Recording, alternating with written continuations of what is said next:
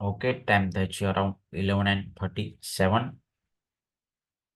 Goal પર છીએ આપણે. First of all one day time frame પર જોઈએ. હવે ગોલ્ડ એક સ્ટ્રેટ અપમૂવ આપ્યું છે આ એરિયાથી, જે કોઈ બી રેડ કેન્ડલ ક્લોઝ થઈ છે બધી બ્રેક કરીને એક સ્ટ્રેટ અપમૂવ કન્ટિન્યુ રાખ્યું છે ગોલ્ડે. હવે 1 અવર ટાઈમ ફ્રેમ પર જોઈએ. ઓલરેડી એક ગોલ્ડ અહીંયા એક રેડ એન્ગલ્ફિંગ કેન્ડલ બનાવી ચૂક્યું છે. પુટ સાઈડમાં એન્ટર થવાની પોસિબિલિટી આપણે વધારે દેખાય છે. હવે આપણે પુટ સાઈડમાં એન્ટ્રી પ્લાન કઈ રીતે કરવું એ જોઈએ. આપણે વેઇટ કરશું કોઈ સારી એવી પ્રાઇઝ એક્શન બને. ઓકે, તો આપણે એન્ટ્રી કરવાની બે પોસિબિલિટી છે. Enter around this level or enter around this level. Okay,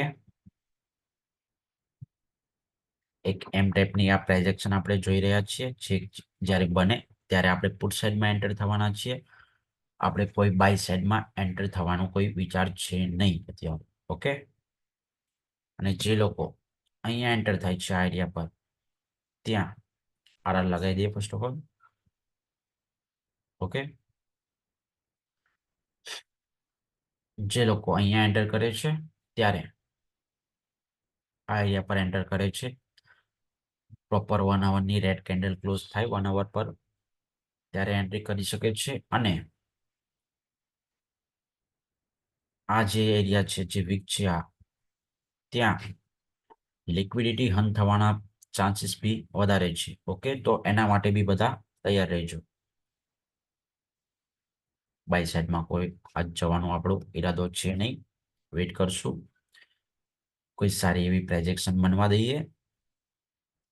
put સાઈડમાં એન્ટ્રી થવાનું છે આપણે. અહીંયા બી એન્ટર કરી શકે છે જે લોકો રિસ્ક વધારે લેવા માંગે છે એ લોકો. ઓકે, અને ટાર્ગેટ રાખવાનો છે અરાઉન્ડ ધીસ લેવલ.